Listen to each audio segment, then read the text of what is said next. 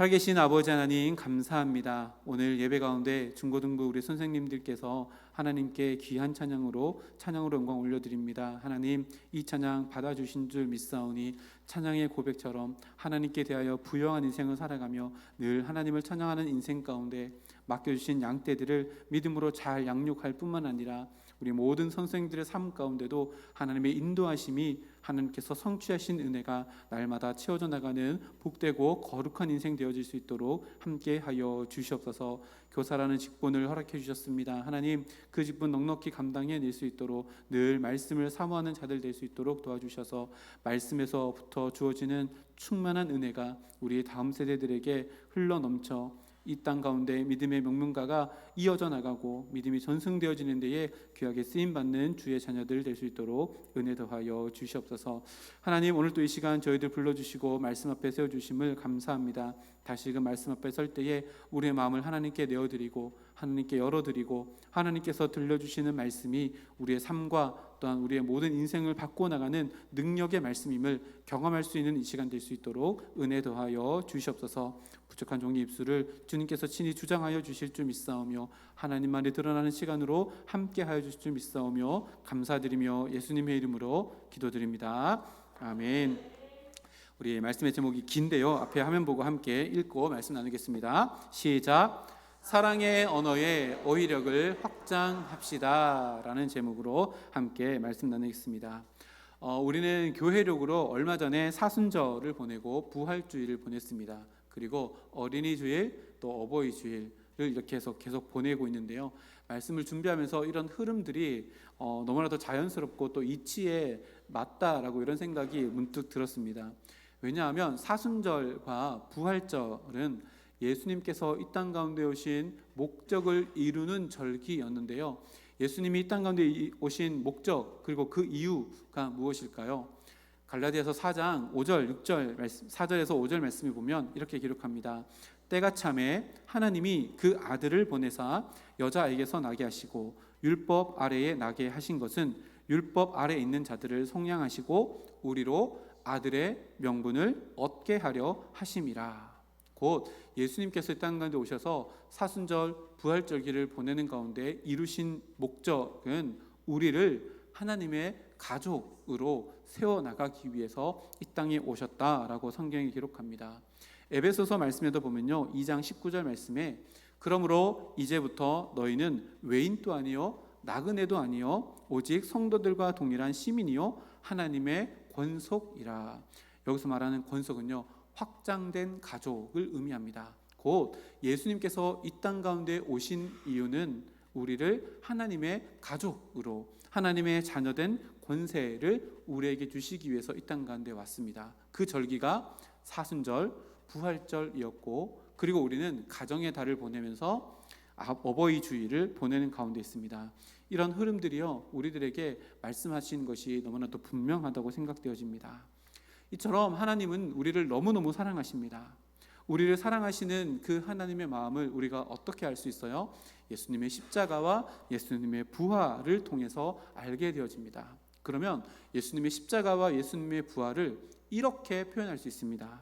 하나님이 우리를 사랑하시는 언어는 십자가였고 부활이었다라고 이렇게 표현할 수 있습니다. 그래서 요한복음 3장 16절 말씀 우리 앞에 화면에 있습니다. 함께 읽겠습니다. 하나님이 세상을 이처럼 사랑하사 독생자를 주셨으니 이는 그를 믿는 자마다 멸망하지 않고 영생을 얻게 하려 하심이라. 아멘. 하나님이 세상을 이처럼 사랑하시는 사랑의 언어는 독생자 예수님을 이 땅 가운데 보내시는 것이라고 요한복음 3장 16절 말씀에 기록하고 있습니다. 이 말씀을 그러면 조금 다른 각도로 비추어서 생각해 보면요, 우리가 구원받는 길이 무엇일까요? 하나님의 사랑의 방식, 하나님의 사랑의 언어인 십자가와 부활을 깨닫는 것, 이것이 바로 우리가 하나님의 가족으로 하나님 앞에서 구원을 얻을 수 있는 유일한 길이라는 것으로 다시금 해석할 수 있습니다. 이처럼 누군가의 사랑의 언어를 깨닫는 것, 이것은요 너무나도 중요합니다. 구원도 하나님의 사랑의 언어인 십자가와 부활을 깨닫는 것이기 때문에 그렇습니다. 고린도전서 함께 읽은 13장 말씀은요, 사랑의 대헌장이라고 많이 알려져 있는 본문입니다.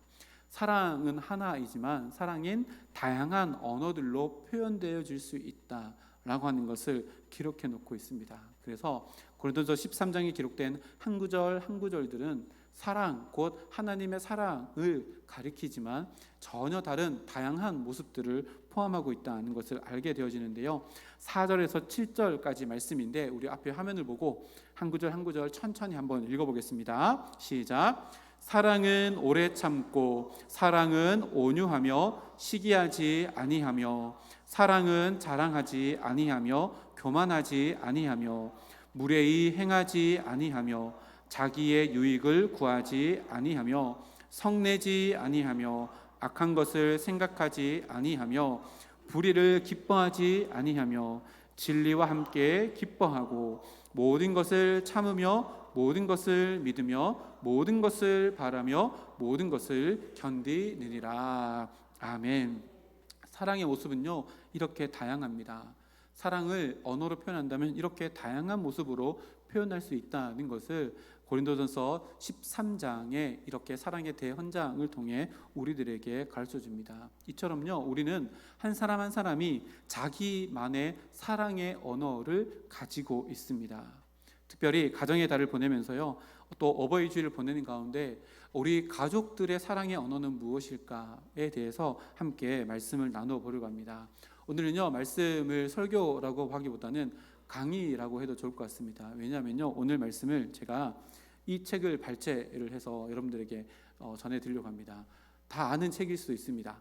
하나님의 5가지 사랑의 언어이고요, 게리 치프만이 쓴 책인데요, 이 책 이전에 사랑의 언어, 5가지 사랑의 언어라는 책이 2007년인가 몇 년도에 이렇게 나왔습니다. 이 책은 최근에 나온 책인데요, 자녀들과 함께 소통하기 위한 자녀들의 사랑의 언어가 5개가 무엇이 있을까에 대한 이야기인데요, 이거 5가지 사랑의 언어를 오늘 말씀을 통해서 함께 살펴보고요, 나는 어떤 사랑의 언어를 가지고 있을까, 나의 자녀, 나의 배우자는 어떤 사랑의 언어를 가지고 있을까를 함께 말씀을 나누며 배우면서 서로가 사랑으로 소통할 수 있는 가족이 되어져서 정말로 하나님께서 고린도전서 13장에 기록해 놓은 이 사랑으로 더 풍성한 사랑의 교제가 있는 우리 가정이 되기를 소망합니다.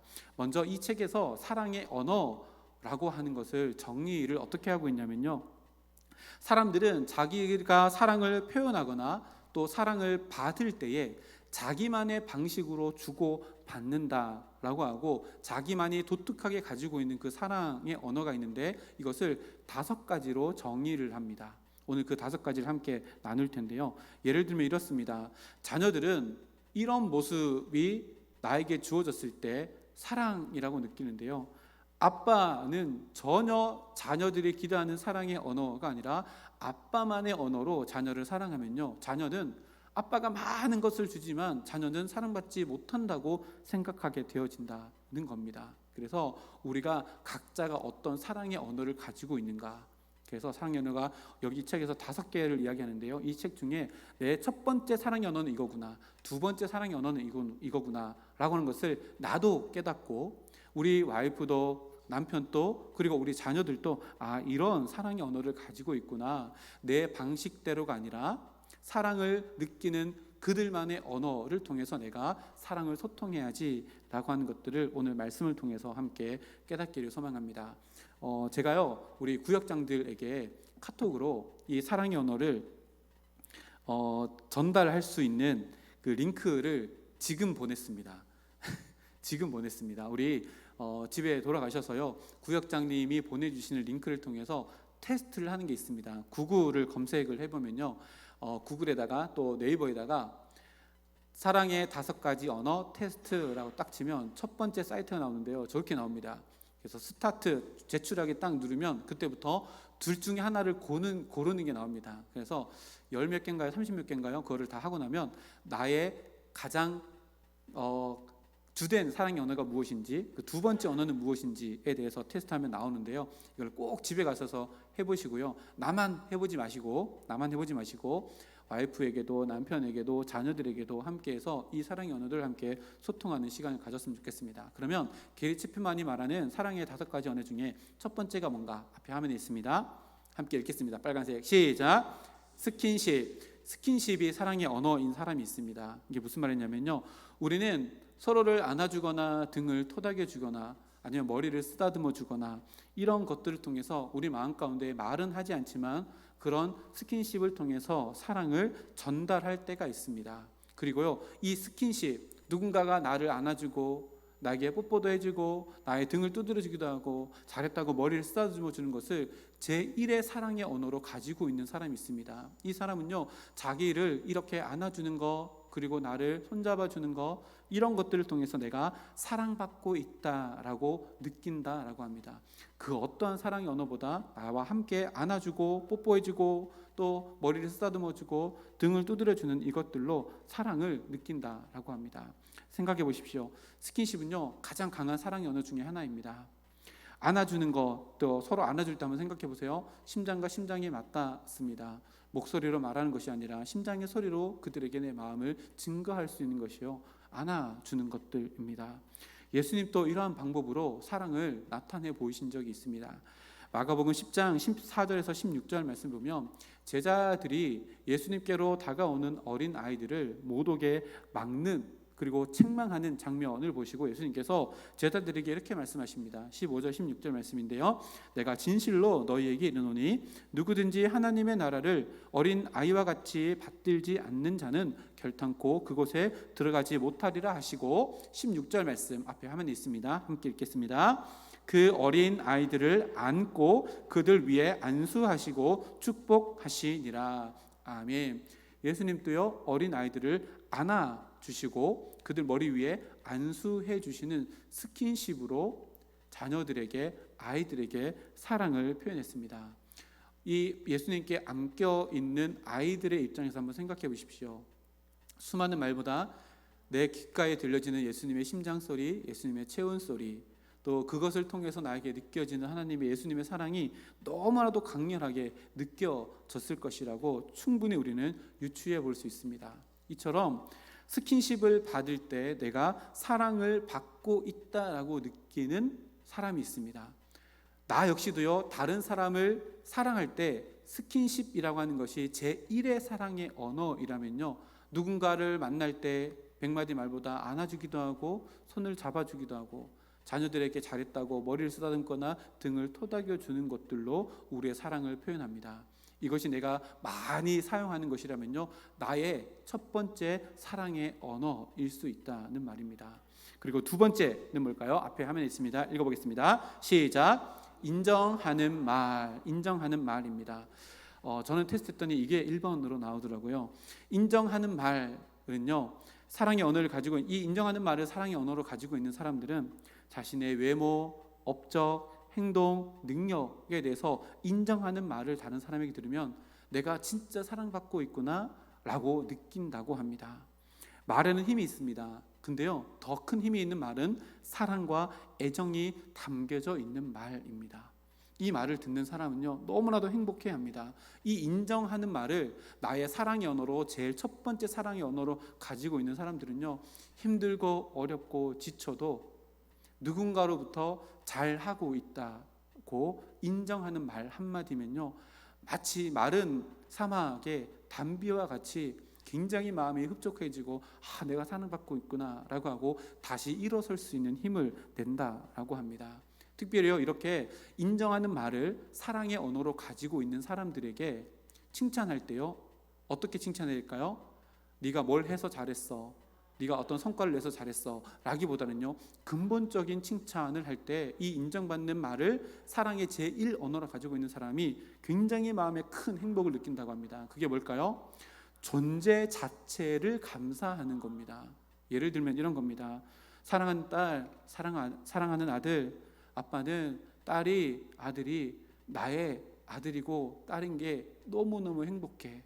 하나님이 너를 이 땅 가운데 보내실 때 나를 통해서 네가 이 땅 가운데 온 게 나는 너무너무 행복해 라고 하면 그 자녀가 사랑의 첫 번째 언어가 이 인정하는 말이면 그 자녀가 너무너무 행복해 한다라는 겁니다. 이것이 두 번째 사랑의 언어인 인정하는 말입니다. 그리고요, 존재 자체를 인정하는 것을 넘어서서 또 뭐가 있어요? 용기를 주는 격려의 말이나 옳고 그름을 인도해내는 지도하는 말들, 이런 말들까지도 인정하는 말을 사랑의 제1 언어로 가지고 있는 사람들에게는요, 굉장히 큰 행복감을 준다라고 합니다. 그리고 이것을 제1 사랑의 언어로 가지고 있는 사람들은요, 다른 사람들을 만날 때도 가장 먼저 무엇을 할까요? 칭찬할 수 있는 것이 무엇인지를 발견해내려고 애씁니다.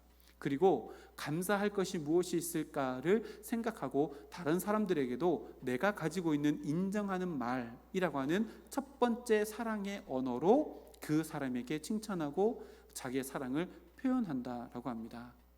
누군가가 나에게 이렇게 칭찬하는 말을 많이 한다라고 하면 그 사람의 첫 번째 사랑의 언어는요, 인정하는 말일 수 있습니다. 그럼 어떻게 해야 돼요? 나도 그 사람에게 동일한 사랑의 방법으로 소통하며 그 사람에게 눈높이에 맞춰서 그 사람에 맞춰서 사랑을 나누어서 소통할 수 있다는 것으로 적용할 수 있습니다. 자, 세 번째입니다. 앞에 화면에 있습니다. 함께 읽겠습니다. 시작. 함께하는 시간. 세 번째 사랑의 언어는요, 함께하는 시간입니다. 함께 시간을 보낼 때 내가 사랑받고 있다라고 느낀다라고 합니다. 제 생각에는요, 5가지 중에 이것이 가장 어려운 것 같아요. 왜요? 지금은 너무 바쁜 시대를 살아갑니다.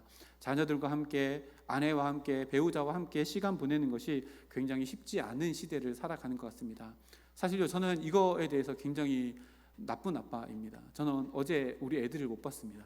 아침에 나왔다가 밤 늦게, 제가 어제 좀 많이 늦게 들어갔거든요. 늦게 들어갔는데 애들 못 봤습니다. 그래서 아침에 주일날 중고등부 예배 가면 딸을 만날 수 있고 밑에 가면 우리 아이들을 만날 수 있는데, 우리 아이들이 함께하는 시간이 사랑의 언어 첫 번째 언어라면 저는 진짜 나쁜 아빠입니다. 근데 이 사랑의 언어가요, 함께하는 시간을 보내는 것이 사랑의 언어라고 하는 사람은요, 선물을 주든 좋은 말을 하든 스킨십을 하든 사랑이라고 느끼지 못하고 나와 함께하는 시간을 보낼 때에 내가 사랑받고 있구나 라고 이렇게 느낀다고 합니다.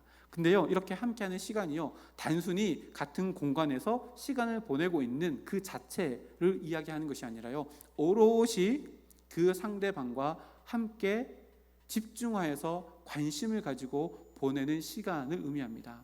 그래서 단순히 그냥 앉아서 시간 보내는 것이 아니라요, 그 상대방과 함께 무엇인가를 할 때 그 사람은 내가 사랑받고 있구나 라고 느낀다고 합니다. 예를 들면 이런 겁니다. 함께 시간을 보내는데요, 함께 영화를 봅니다.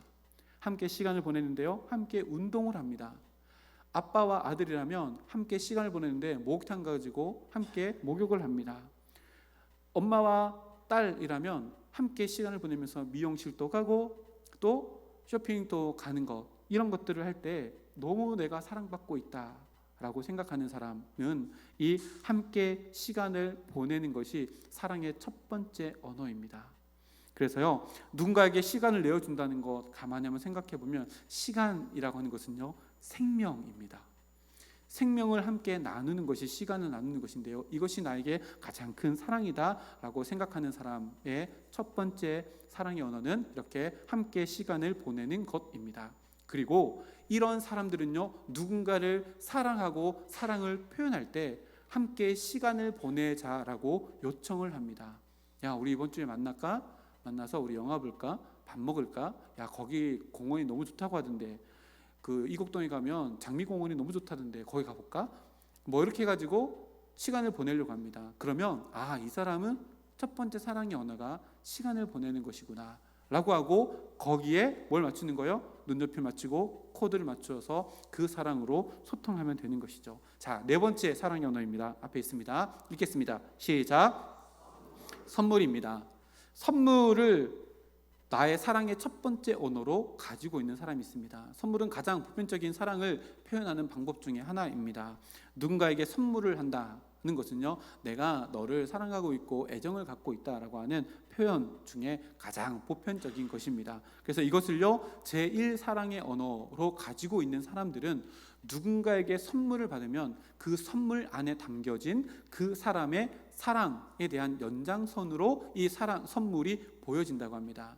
이 포장을 뜯으면서 이 사람이 나를 얼마나 생각하고 이것을 준비했을까, 그리고 그 선물에 담겨진 그 사람이 지불했던 대가를 생각하며 이 선물 안에 그 사람의 사랑을 느낀다라고 이렇게 이야기합니다. 그래서요, 선물이 사랑의 첫 번째 언어인 사람들은요, 누군가를 사랑할 때도 가장 먼저 선물을 준비하고 이 선물을 가지고 그 사람에게 나의 마음을 전하는 모습으로 다른 사람을 사랑한다고 합니다. 여러분들 받은 선물 중에 10년, 20년 돼도 지금 간직하고 있는 선물이 다 있을 거라 생각되어집니다. 그렇죠? 그런 선물들 안에 그 선물 자체가 아니라 그것을 준비해 준 그 사람의 사랑과 애정이 담겨져 있다는 것을 우리가 알기 때문에 그렇습니다. 그래서 이런 선물을 나에게 많이 주는 사람이라면 이 사람은 사랑의 언어 첫 번째 언어가 선물이구나 라고 하면 그 사람과 소통할 때는 선물을 준비해서 이 선물을 매개체로 해서 이야기도 하고 풍성하게 사랑의 교제를 나눌 수 있다라고 이렇게 적용해 볼 수도 있습니다. 자, 마지막으로 다섯 번째 사랑의 언어입니다. 함께 읽겠습니다. 시작. 봉사입니다. 이 봉사를 사랑의 언어로 가지고 있는 사람이 있습니다. 첫 번째 사랑의 언어로 가지고 있는 사람이 있습니다. 무슨 말이냐면요, 이것을 봉사라고 하는 것을 사랑의 언어로 가지고 있는 사람은요, 말 필요 없습니다. 선물도 필요 없습니다.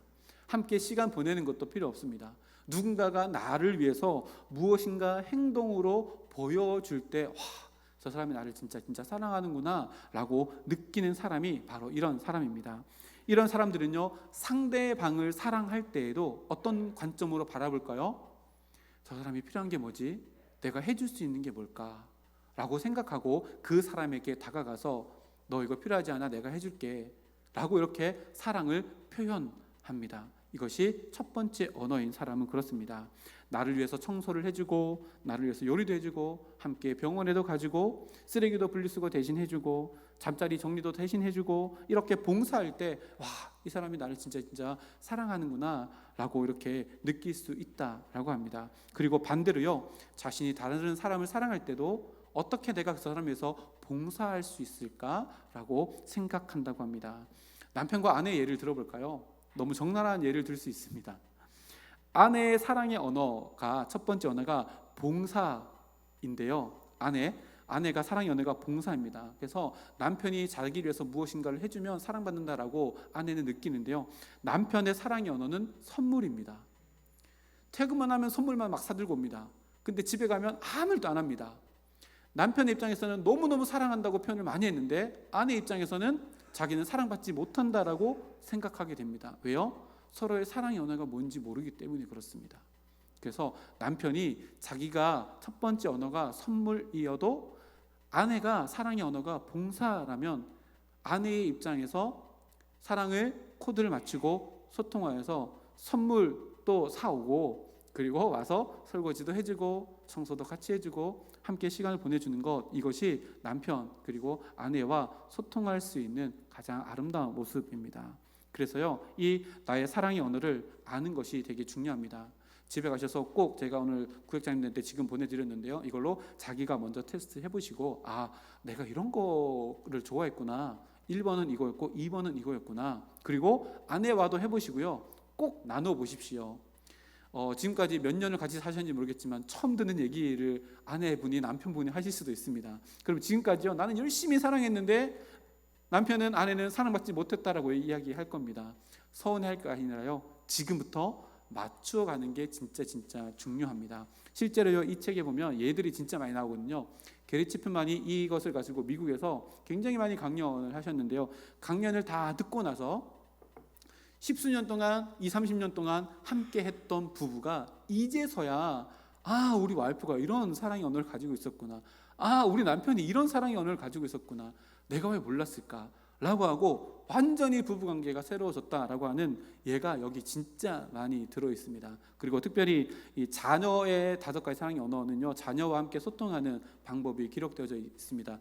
뒤쪽에 보면요, 제가 요거 반 정도만 지금 얘기한 거거든요. 요 뒤편에 보면 자녀들의 연령별대로 아이들의 사랑의 제1 언어가 무엇인지를 발견하는 방법도 기록되어져 있고요, 장성하면서 사춘기가 지나고 또 이렇게 됐을 때 자녀들의 사랑의 1 언어가 바뀌어지는 이런 모습들도 여기 다 기록되어져 있습니다. 기회가 되신다면 이 책을 구입해 보셔도 좋을 것 같고요. 저는 한 권밖에 없는데 빌려 가셔도 괜찮습니다. 빌려 가셔서 읽어보시면 너무 좋을 것 같습니다. 그래서요, 중요한 게 뭘까요?